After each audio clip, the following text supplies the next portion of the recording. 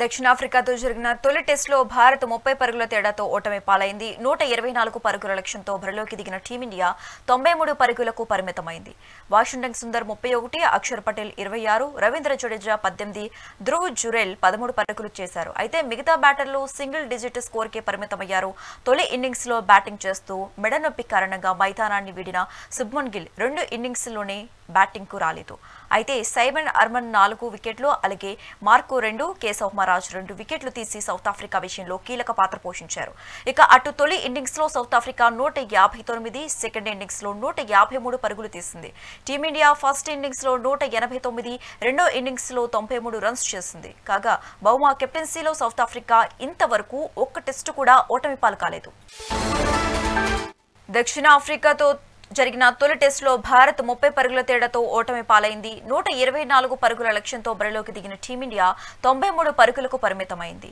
Washington Sundar 31, Axar Patel 26, Ravindra Jadeja 18, Dhruv Jurel 13 పరుగులు చేశారు. మిగతా బ్యాటర్లు సింగిల్ డిజిట్ స్కోర్కే పరిమితమయ్యారు. తొలి ఇన్నింగ్స్ లో బ్యాటింగ్ చేస్తూ మెడనొప్పి కారణంగా మైదానాన్ని వీడి శుభ్మన్ గిల్ 2 ఇన్నింగ్స్ లోనూ బ్యాటింగ్ కు రాలేదు. ఇక ఇదే అంశానికి సంబంధించి మోర్ అప్డేట్స్ మా ప్రతినిధి చిన్నబాబు ఫోన్ ద్వారా అందిస్తారు. చిన్నబాబు. శశేఖ, సౌత్ ఆఫ్రికాతో జరిగినటువంటి భారత్ ఆడినటువంటి తొలి టెస్ట్ లో ఈడెన్ గార్డెన్ వేదికగా ఈ తొలి టెస్ట్ అయితే జరిగింది. అయితే రెండో ఇన్నింగ్స్ లో అయితే భారత్ కుప్పగూలిందని చెప్పి ఓటమిని చెవి చూసిందనే చెప్పాలి. ఈ మొదటి మ్యాచ్ లో ఈ తొలి టెస్ట్ లో ముఖ్యంగా సౌత్ ఆఫ్రికా బౌలర్లు బాగా రాణించారని చెప్పాలి. ఎందుకంటే ఫస్ట్ 2 రోజులు కూడా తొలి ఇన్నింగ్స్ లో చూసుకుంటే తొలి ఇన్నింగ్స్ లో ఇటు ఇండియన్ బౌలర్లు రాణించారు, అలాగే ఇండియన్ బ్యాట్స్మెన్స్ రాణించారు, స్వల్ప ఆధిక్యాన్ని సంపాదించారు. ఆ తర్వాత రెండో ఇన్నింగ్స్ వచ్చేసరికి మాత్రము రెండో ఇన్నింగ్స్ మూడో రోజుకి వచ్చేసరికి ఆట ముగిసింది. ఈ మూడో రోజు ముఖ్యంగా బాగా పిచ్ మొత్తం కూడా స్పిన్ కు అనుకూలించినట్టుగా మనకి కనిపిస్తుంది అక్కడ. ఎందుకంటే సౌత్ ఆఫ్రికా బౌలర్ లో స్పిన్నర్ లో ఎక్కువ వికెట్లు తీయడం జరిగింది. ముఖ్యంగా మాత్రం కూడా ఒక వికెట్ తీయడము, క్రూసియల్ సిచ్యువేషన్ లో ఉన్నప్పుడు ఒక వికెట్ తీయడం జరిగింది. ఓవరాల్ గా 124 పరుగుల స్వల్ప లక్ష్యాన్ని, చాలా చిన్న చేజ్ అనే చెప్పాలి టీమిండియాకి అది. ఎందుకంటే team India number 1 ICC one day rankings లో కానీ, అలాగే టెస్ట్ ర్యాంకింగ్స్ లో కానీ, T20s లో కానీ టాప్ 2 లో కొనసాగుతున్నటువంటి టీము.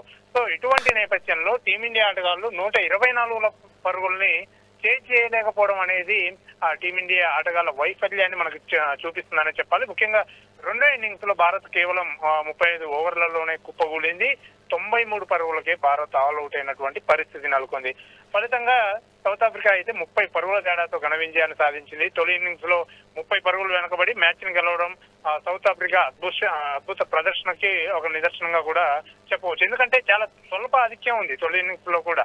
ఇటు సఫారీ బౌలర్లలో ముఖ్యంగా సౌత్ ఆఫ్రికా బౌలర్ లో ఈ మ్యాచ్ లో ఏదైతే సెకండ్ ఇన్నింగ్స్ ఉందో, ఈ సెకండ్ ఇన్నింగ్స్ లో భారత్ ని స్పిన్ తో ముప్పు తిప్పలు పెట్టిన వాళ్ళలో ముఖ్యంగా హర్మన్ ఉన్నారు. బౌలర్ లో స్పిన్నర్ హర్మన్ ఉన్నాడు, అతను 4 వికెట్లు తీసాడు. అలాగే యాన్సెన్, ఇతను ఫాస్ట్ బౌలర్, ఇతను 2 వికెట్లు తీశాడు. అలాగే మహారాజులు, ఇతను 2 వికెట్లు తీశాడు. మార్క్రమ్, మనం ఇప్పుడే చెప్పుకున్నట్టు మార్క్రమ్ కూడా 1 వికెట్ లభించింది. అతను కూడా right hand medium off spin వేస్తుంటాడు. సో ఇక ఓవరాల్ గా చూసుకుంటే బ్యాటింగ్ లో మాత్రం ఎవరు కూడా అంతగా చెప్పుకోదగ్గ డిజిట్స్ అయితే చేయలేదు. ముఖ్యంగా వాషింగ్టన్ సుందర్, అతను మాత్రము టాప్ స్కోరర్ గా నిలిచినటువంటి పరిస్థితి. ఆ టాప్ స్కోర్ కూడా కేవలం 31 పరుగులే టాప్ స్కోరర్ గా నిలిచాడంటే మిగిలినటువంటి భారత ఆటగాళ్లు ఏ విధమైన ప్రదర్శన కనబరిచారు అనేది మనకి ఇక్కడ కనపడుతుంది. సో ముఖ్యంగా ఇటు గిల్ మాత్రము ఇటు ఫస్ట్ ఇన్నింగ్స్ లో కానీ సెకండ్ ఇన్నింగ్స్ లో కూడా అతనికి గాయం కారణంగా బ్యాటింగ్ కి రానటువంటి పరిస్థితి మనకి నెలకొంది. అయితే అక్షర్ పటేల్ చివర్లో అందరూ వర్షంబట్టి అవుట్ అవుతున్నప్పటికీ సెకండ్ ఇన్నింగ్స్ లో ముఖ్యంగా జైస్వాల్ వెంటనే డక్అవుట్ అయ్యాడు. ఆ తర్వాత వచ్చినటువంటి రాహుల్ వెంటనే అవుట్ అయ్యాడు. ఆ తర్వాత వచ్చినటువంటి బ్యాట్స్మెన్స్ కూడా అందరూ కూడా అడపదడప స్కోర్ చేసి ఇంకా పెవిలియన్ చేరినటువంటి పరిస్థితి. అయితే ఆ తర్వాత చివర్లో వచ్చినటువంటి అక్షర్ పటేల్ చివర్లలో అటు ఫినిషింగ్ టచ్ ఇచ్చేందుకు ఆ బౌండరీలతో ఫినిషింగ్ టచ్ ఇవ్వాలని ప్రయత్నించినప్పటికీ కూడా ఇటు సౌత్ ఆఫ్రికా బౌలర్ల ముందు అక్షర్ పటేల్ కూడా చేతులెత్తేసినటువంటి పరిస్థితి నెలకొంది. సో మొత్తంగా చూసుకుంటే 126 పరుగుల లక్ష్యంతో బ్యాటింగ్ కు దిగిన భారత్ ఏ విధంగా కూడా ఏ బ్యాట్స్మెన్ కూడా ఆకట్టుకోలేదు, ఏ విధం అద్భుతమైన ప్రదర్శన మాత్రము చేయలేదని చెప్పాలి. అయితే బ్యాట్స్మెన్స్ విఫలం అనేది ఇక్కడ మనకి కట్టొచ్చినట్టు కనిపిస్తుంది. సో ఓవరాల్ గా చూసుకుంటే వరుసగా వికెట్లు కోల్పోవడము, చివరిలో అక్షర్ పటేల్ వికెట్ కోల్పోవడము, ఇదంతా కూడా మైనస్ గా చెప్పవచ్చు. మరోవైపు జడేజా కూడా ఒక అనవసరమైన బాల్ ఆడి అవుట్ అయిన పరిస్థితి నెలకొంది. బౌమా పట్టిన అద్భుతమైన క్యాచ్ కి అక్షర్ పటేల్ చివరిలో అవుట్ అయినటువంటి పరిస్థితి. ఆ వెంటనే సిరాజ్ అవుట్ అయ్యాడు. ఫలితంగా సౌత్ ఆఫ్రికా అయితే అద్భుత విజయాన్ని అయితే సాధించిందని చెప్పాలి.